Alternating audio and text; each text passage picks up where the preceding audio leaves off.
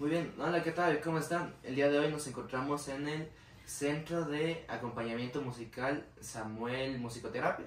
Nos encontramos aquí con Samuel. ¿Cómo te encuentras? ¿Cómo estás? Todo bien, bienvenido Mati, gracias por Encantado la de estar visita. aquí. Y pues, te quería hacer unas preguntas así rápido.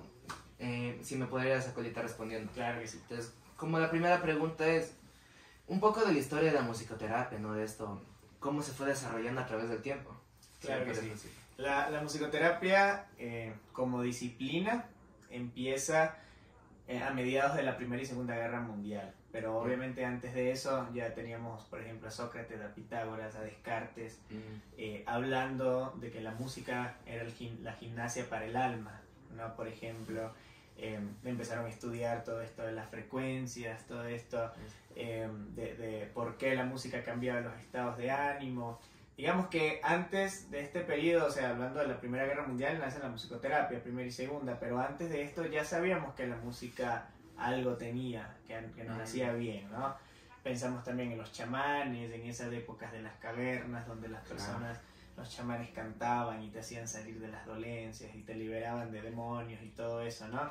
Entonces la música siempre ha tenido este sabor a sanidad, digámoslo así. Lo que sucede es que cuando llega la Guerra Mundial, las enfermeras en su mayoría, que eran recién reclutadas, algunas de ellas podían cantar o tocaban violines o cosas así.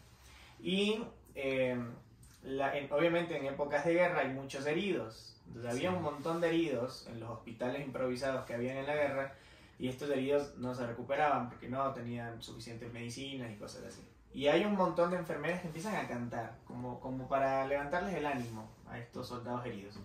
Y cantan y tocan las guitarras y empiezan como a generar estas dinámicas y se empiezan a dar cuenta que los soldados empiezan a recuperar, digamos, como que empiezan a recuperar el ánimo, empiezan a volver a comer, qué sé yo. Se acaba la guerra mundial, regresan a sus vidas normales, tenemos soldados que están con traumas, con estrés postraumático y regresan de nuevo donde las enfermeras y empiezan a hacer como un trabajo musical para recuperar su salud mental y todo esto.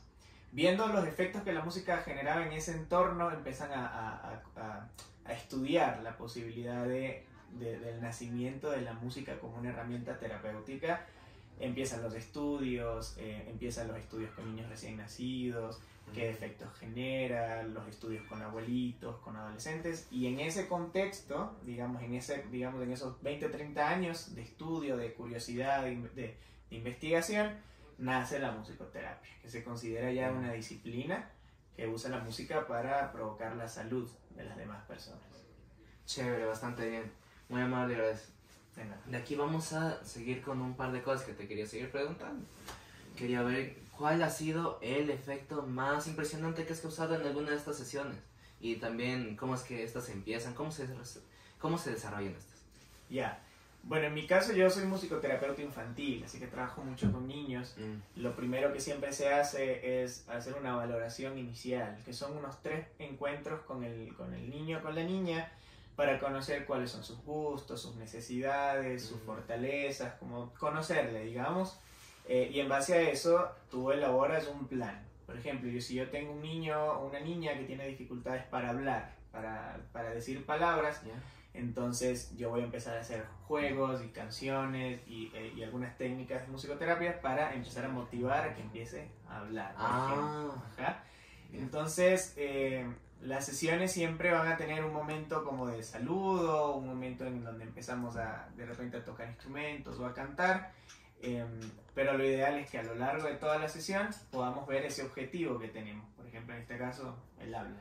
Y la pregunta que tú me hacías, ¿cuál es lo más wow que he visto en una sesión? Es precisamente eso, he visto mucho las primeras palabras de muchos niños, ¿no? Que las familias han venido a musicoterapia con esa inquietud, es que mi hijo no está hablando.